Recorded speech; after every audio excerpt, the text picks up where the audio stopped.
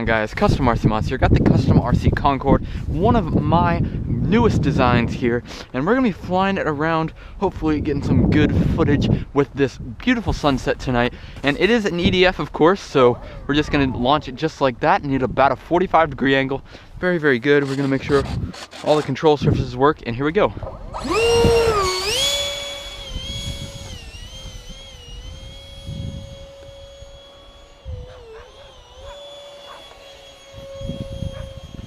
Here we are. Alright, so we got some dogs barking in the background. This thing is really awesome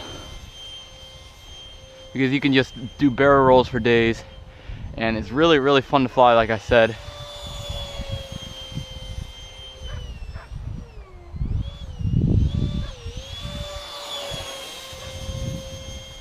Yep, so we're just gonna cruise around here. Very, very good time with this plane. And I'm gonna go ahead and try to determine how slow I can go with this plane because it's so much fun. Looks like we're at like quarter throttle and it's perfect. And of course we need to throttle out now to turn. Flies so majestically, so perfectly. And I'm also gonna have plans for this plane if you're not familiar with that. Just like all the flight test planes, it really is a great way to get in this hobby, and it's very easy to fly, surprisingly.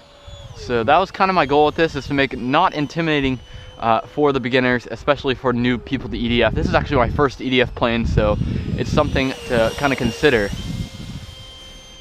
All right, so let's go ahead and try a little scale landing here. And I'm just gonna go ahead and bring it around into the wind. It's not too windy today, but it does make a large factor in the decision. So yeah, now I'm just, you can see right there what I did was I brought it down to the last second where I still had a little bit of power on it, and then bled off my airspeed by pulling the nose up, and it landed perfectly.